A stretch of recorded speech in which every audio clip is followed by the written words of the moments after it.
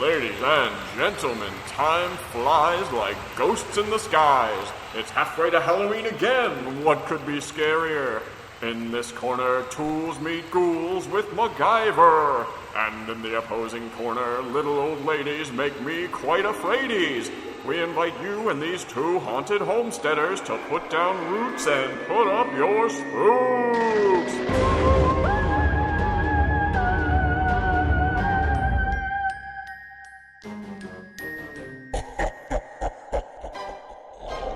This is We Bleed Orange and Black, the podcast for Halloween and horror lovers. Join us as we interview creators, discuss our favorite horror, and share original spooky stories. I'm Jeff, repping the 80s. I'm Ryan, repping the 90s. This week's theme... halfway to Halloween, 2026. It's already halfway to Halloween again? That's not possible, sir. I beg to differ. This is actually a little bit of a redemption because our last show was so dull and stupid and boring. We really needed to pick MacGyver and Are You Afraid of the Dark up by their bootstraps. I wish I could say that we were picking these shows up by their bootstraps, but in reality, we simply gave them another up at bat, and they both crushed it. Okay, good. We were talking about this before we started recording, and I was getting a little nervous because you didn't seem that excited about my episode, but let me tell you. No, your episode's fantastic. My episode, Are You Afraid of the Dark? The Tale of Apartment 214. Midnight Society, wouldn't you know it, they're talking about moving, and Frank hates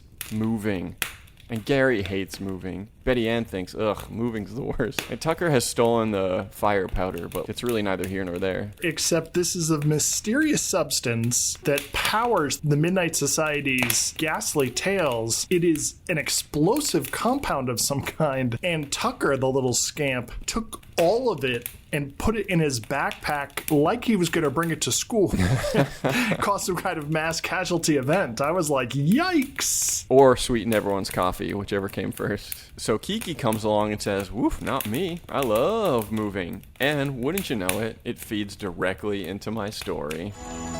Stacy and her mom have moved into a crummy one-bedroom apartment after the mom and dad's separation. They live in apartment 213. The door of apartment 214 is always cracking every time Stacy walks by, and then closing again. Bugsy, their dog, important to note, little scamp, always getting into places he shouldn't, as he knocks something over on moving in day. I don't usually cite my notes, but my note says, building manager is a Russian dick.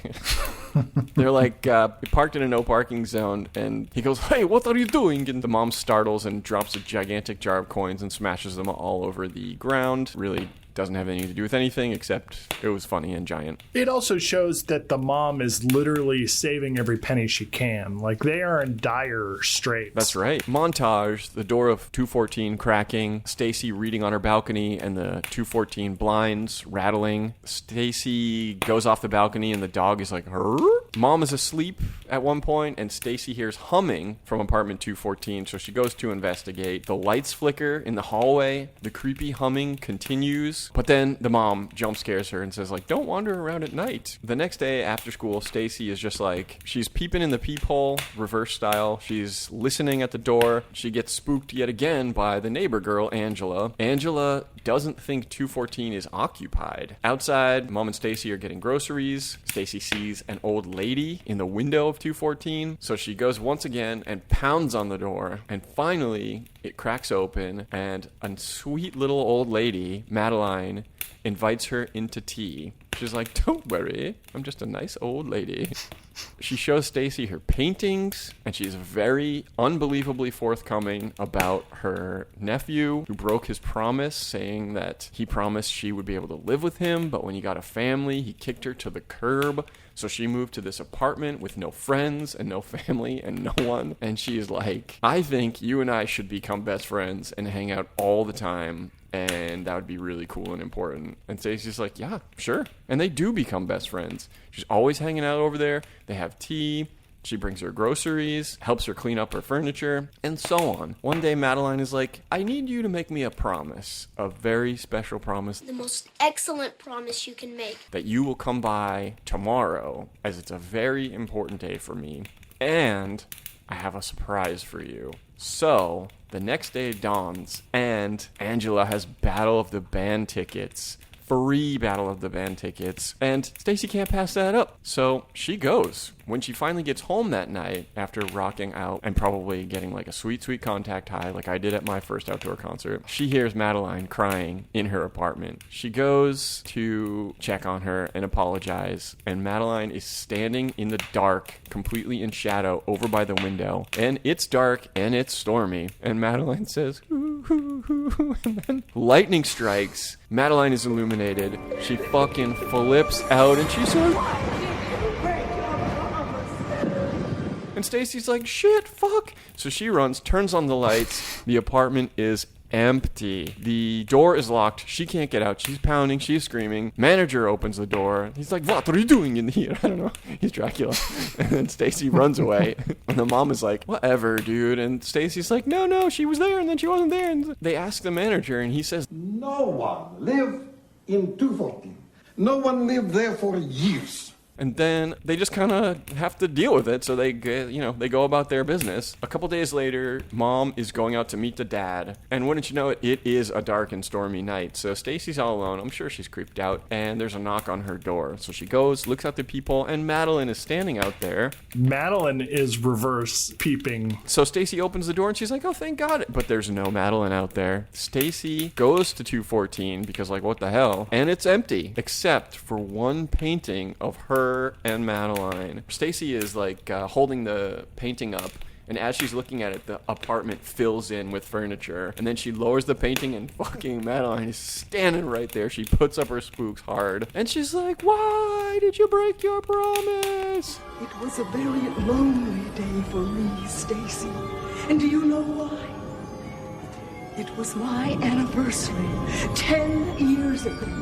On that day is the day I died. I get chills down my spine. Stacy runs home. Madeline slips a note under the door, ghost style, because with ghosts and ghouls there are no rules. Ghosts and ghouls, there are no rules. She could have probably called her on the phone if she wanted to. Oh, yeah. The note says, why did you break your promise? And then Stacy backs up to the window, but Madeline is outside the window with the rattling blinds and the lightning and the thunder. Stacy runs to Angela's. There's no answer. The lights cut out. Someone's coming down the hall. She freaks out, but it's the manager. He puts up his spooks. What for, you scream? She's like, fucking Madeline, she's gonna kill me, dude. And he's like, I swear to you, no one lived in 214. Because people always get scared off when he tries to show them 214. So he leaves to fix the fuse. This part is brilliant because you need to get Stacy back into 214. How do you do it? Bugsy the dog wanders in, so you can't leave Bugsy there. So she goes to save Bugsy. She passes by a mirror. It's empty. The apartment is furnished. When she passes back across the mirror, Madeline is in the mirror. Stacy finds Bugsy in a closet, and Madeline spooks her again. She says, you broke your promise. And Stacy's like, I'm sorry, I didn't mean to break my promise. I just wanted to make a new friend.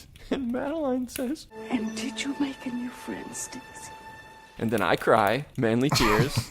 Madeline explains all about how she's stuck in the apartment and, like, she can't leave and she's too old and set in her ways. And then Stacy's like, are you really dead? And Madeline's like, yep. And Stacy's like, okay, cool, but, like, don't you gotta move on or something? Like, she gets over her fear very quickly, as these children often do. I mean, kids are resilient. And of course, Madeline's like, I can't move on. This is my home and this is where I'll stay. And she says, nobody wants me. And then Stacy's like, I think I've got a plan. So Stacy and their mom move into 214, which is a 2-bedroom for less money. And now everyone is happy because nobody's alone. Even the dick Russian manager is happy. You get a discount. Living with ghosts. The end. I'm wondering, like, will the mom bump into Madeline's furniture and stuff? The mom is definitely going to see Stacy talking to herself all the time. Sitting on her ghost futon. Sitting on a ghost couch, yeah. We can assume that it didn't work out with Stacy's mom and dad. However, could this be some kind of parent trap situation where it looks like Stacy's mom is gonna get back together with the dad and move out of 214, and then Stacy and the ghost are gonna have to cook up juvenile pranks to split them up to make sure that never happens. Totally, wow. But I just thought, like, well, Madeline is gonna either watch Stacy grow old and then die, in which case they'll both be old lady ghosts, or she's going to watch them move away or watch Stacy go off to college and, like, she's going to be all alone again. This is the problem with ghosts who are stuck in place. Yeah, they may make a friend temporarily, but all good things come to an end. Oh, Madeline is not letting Stacy or her mom or that dog out of her clutches. She's going to Hill House them so hard. Anyway, this episode's a fucking banger. A little bit of a slow start, but damn, once it gets cranking, it doesn't let up. You say slow start because it is slowly building suspense. And we also have to get to the point where not only does Stacy suspect that something's going on, but it builds to a point where her curiosity overrides her fear and also, you know, her mom's warnings. And eventually, like, she has to know what's going on. So that requires a slow start. It's very atmospheric. It's very spooky. There's a lot of whispering and humming and cracking doors and creaking windows. Really good ghost story stuff. What I think is cool is that a haunted house story often has this element of isolation. You're in this spooky old house by yourself. This is the opposite. She's in an apartment. She's not isolated from other people at all, but now she's in a scenario where she doesn't know her neighbors. So she doesn't know if someone is there or not. No one else knows what's really going on in that room. Everyone's telling her there's no one there. No one's ever lived there. We can't rent the place out. But she's having her own experiences. And best of all, it's not that Stacy is physically isolated, she is socially isolated. She has zero friends. She's emotionally isolated. And then there's this great mirroring between her situation where her parents have split up, and it's, you know, for a child, it feels very unsafe. She's in a new place, doesn't know anyone, doesn't have any friends, and it feels like a promise has been broken. Her parents are separated, and she has to go move away. And that's what Madeline went through, where her family pushed her out and broke a promise. It's interesting. There's two different things going on. There's the promise, and then there's it's okay to make other friends. You probably still shouldn't do it at the expense of your existing friends. There's the metaphorical or thematic promise of family, and then it gets made concrete where Madeline extracts a solemn vow from Stacy. She could have worded it a little better, like, promise you'll be here tomorrow at noon, or between like noon and 5, giving her like a repairman's telephone company window. But instead, Stacy swings by, is like, oh, I gotta keep my promise. I'm gonna come by. You know, she wasn't given an appointment. She just dropped by. So that's on Madeline. She did have to run upstairs to tell her mom where she was going. She could have knocked on 214. It's literally one door down and said, oh, this awesome thing came up. Ungrateful little bitch. Look, Battle of the Bands. Stacy's mom ain't ponying up for Battle of the Band tickets. Stacy got a new friend and a contact high out of the deal. Probably a sweet concert t-shirt. Yeah, and a ghost apartment. Like, Stacy's riding high now. Until Madeline comes to swallow her soul. I think if Stacy had been there at the moment that Madeline was supposed to cross over, either Madeline was going to, like, feed Stacy's young soul through the portal and try to duplifoss her way back to life, or give herself, renew her spiritual lease on the apartment, or take over her body. Like, nothing good was going to come out of being there at the moment, the anniversary of Madeline's death. Madeline should have been listening to Station 109.1 on like an old-timey radio. Oh, that would be sweet. But it is interesting that both of those episodes are about people hesitant to cross over. Yeah, I mean, it's a ghost story. But I mean, what was on this guy's mind? A final note, because these all start with that outer ring of the Midnight Society who are telling ghost stories, I always have that in mind. Like, we're watching an episode, we're seeing these actors walk in and out of the sets, we're listening to the music, we're seeing the camera angles, but through the meta lens of someone in this show is telling this story. And I was thinking, like, this is such a delight to watch. All the spooky angles, all the creepy camera moves, the subtle things going on, but it would be a dog shit story. I think we've discussed this before, or maybe it was off mic, I don't remember, but like, we've definitely talked about how the actual episode relates to the kid telling the story. Good story. Speaking of redemption, we were both talking smack about our man MacGyver. You badmouthed MacGyver, didn't you? Whew, we have been corrected. MacGyver has been redeemed. I am here with Season 4, Episode 1, The Secret of Parker House. So just to reset, MacGyver is a show about Angus MacGyver, top agent for the Phoenix Foundation, which is devoted to righting the wrongs of the world. MacGyver is an international man of action who never uses a gun. He overcomes problems with quick thinking and scientific genius, literally inventing solutions on the fly. My episode aired October 31st, 1988. A proper Halloween-y episode. It aired on the 31st? That's not possible, sir. I beg to differ. MacGyver and his friend Penny Parker driving down a country road. Penny has inherited a mansion and wants him to come with her to check the place out. Classic ghost story setup. A young and delicious Terry Hatcher, who does appear earlier in the series as well. Penny Parker has appeared in 6 episodes of MacGyver, including one where MacGyver falls asleep and goes back to cowboy times. Oh shit. So more on that later. And it was Pembroke who told me that the house is haunted. Now we agreed. Okay, I won't say any more. Just talking about ghosts gives me the shivers anyway.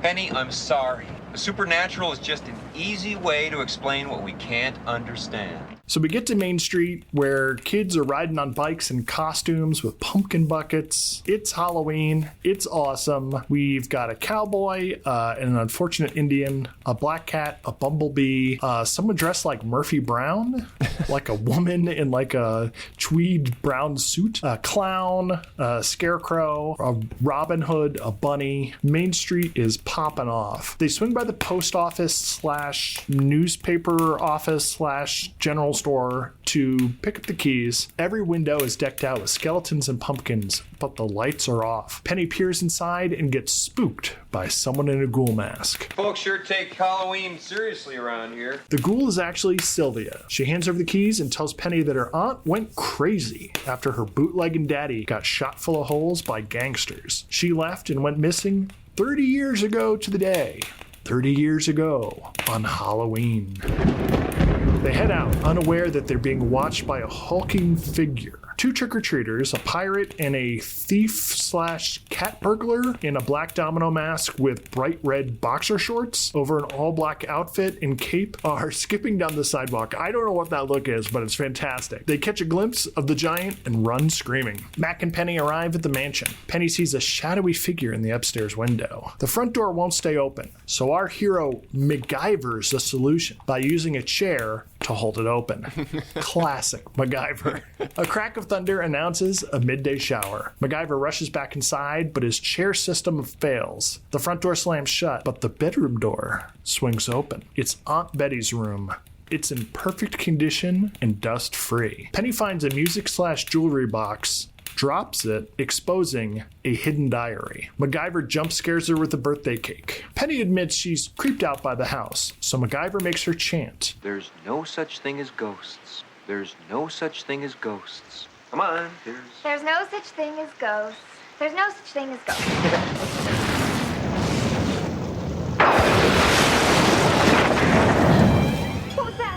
The storm rages and the power cuts out. As an encore, a bolt of lightning streaks down and blows up the gazebo. They run out to find the wreckage. Penny glances back at the bedroom window and sees a creepy man standing there. This scares her into slipping in the mud and falling on a human skull.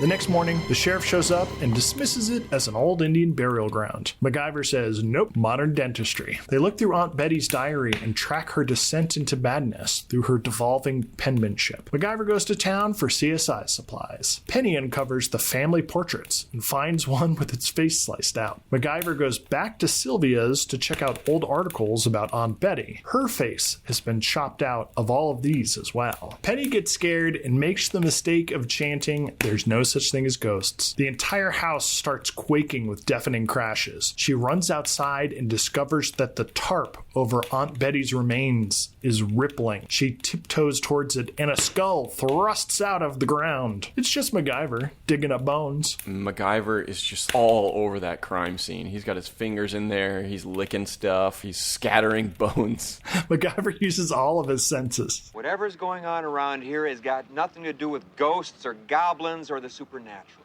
There is a purely logical explanation for everything. Really?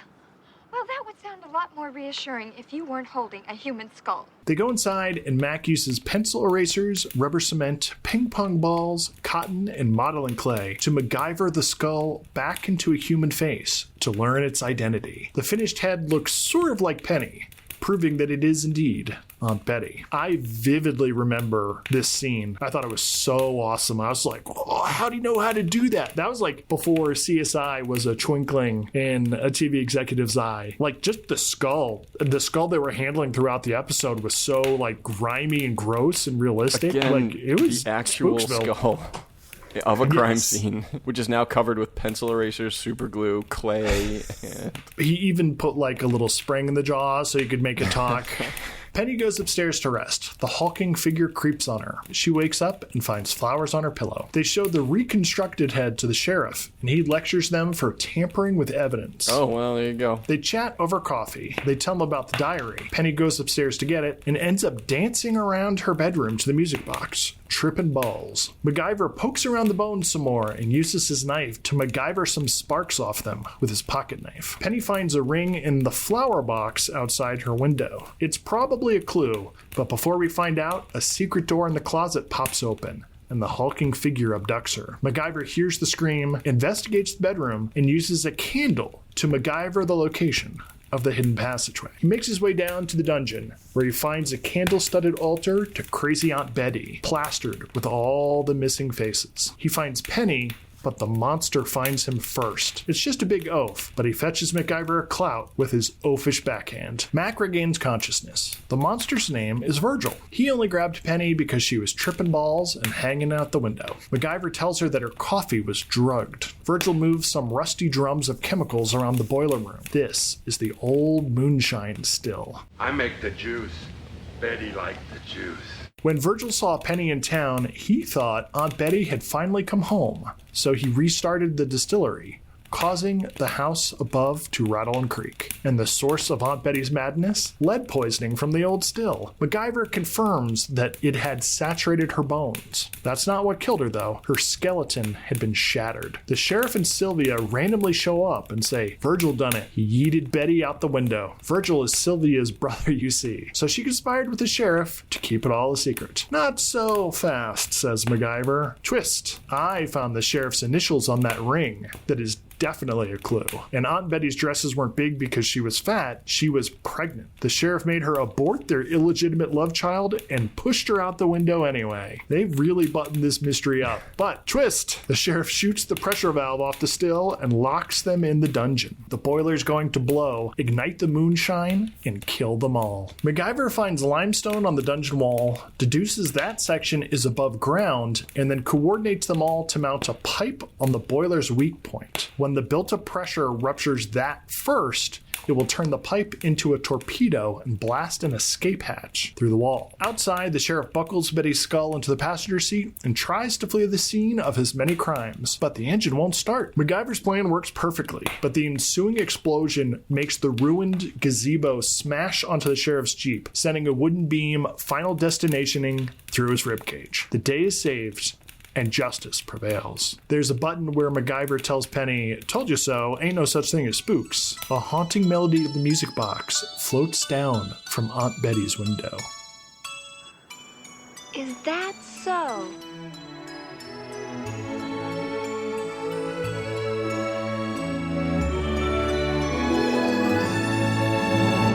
It goes to show you that the only true justice is murder justice.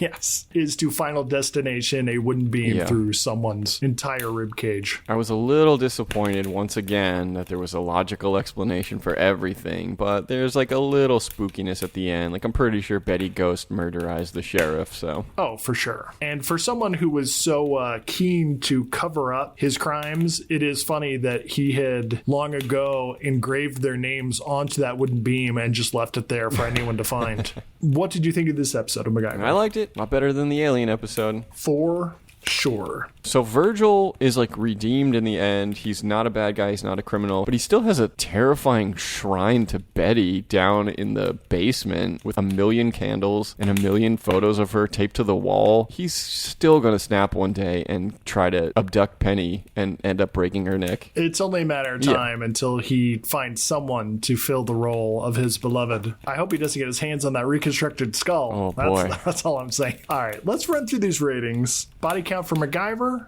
1. I'm going to say 0 for yours. 0. Scare factor for Are You Afraid of the Dark? 1,000,000,000,000. Off the charts for Are You Afraid of the Dark? Scare factor for MacGyver. I certainly found it creepy when I watched it originally. It's still got some good haunted house spooks, but nothing like the old lady ghost popping up and screaming in your face. Literally got chills down my spine when she said, "I died." Gross factor for my episode. You've got a lot of skull handling and skull reconstructing. Pretty gross. Gross enough. Gross factor for Are You Afraid of the Dark? Not very gross. What the factor for MacGyver? Pretty tight. What the factor for Are You Afraid of the Dark? 0. Theme of Halfway to Halloween. You win. So this is our Halfway to Halloween episode, but just based on haunted house spookiness. That's really the matchup behind the matchup. Tie? I'm going to give this a tie. I think yours still edges it out a little bit. I've got body count, gross factor. You have scare factor, which is 1,000,000 to trillion, which, is the highest spike on the chart, but it is not the only data point we are considering. So, winner, The Secret of Parker House. I've yet to see MacGyver lose.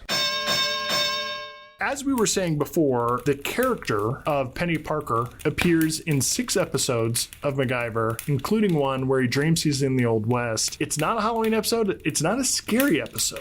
If anything, it's an episode where the show puts on a costume, a cowboy costume. It has a very high what the factor, because what the hell is MacGyver doing traveling back to the Old West or being a knight in King Arthur's court? And I feel like it might be fun to do a little mini series of bonus episodes where we explore some of these absolutely WTF fantastical shows, because that might get Pete and Pete back into the mix. And I'm worried that without the holidays, it will be hard to get Pete and Pete back on the show. Challenge accepted. In other news, we decided last year, after our Halfway to Halloween episode, that it was a crummy year and we needed something to cheer us up. And so for the back half of 2025, we just went all Halloween episodes for our Put Up Your Spooks editions. I ran it by Ryan, and he's game. And wouldn't you know it, it's another hideous year. And I, for one, need the joy and whimsy that these batshit insane episodes of Halloween television bring into my life. I suppose we're going to just need to be doing It's Always Halloween pretty soon, because shit's not getting any better. Although it is always Halloween here on Put Up Your Spooks. Luckily, some hero on IMDb put together a list of Halloween episodes, and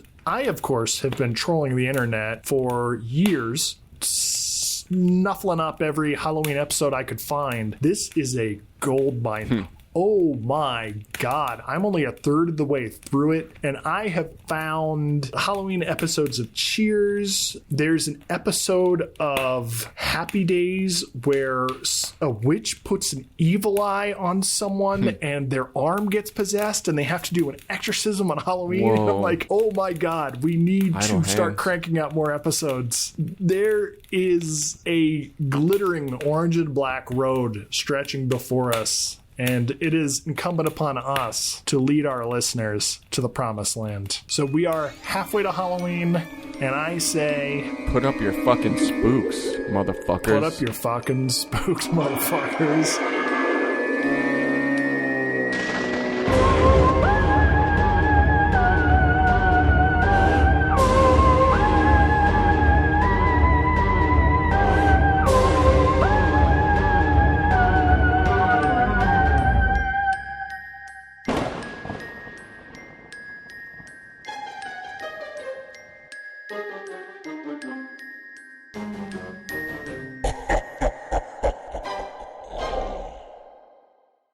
Guess who made MacGyver burgers? MacGyver.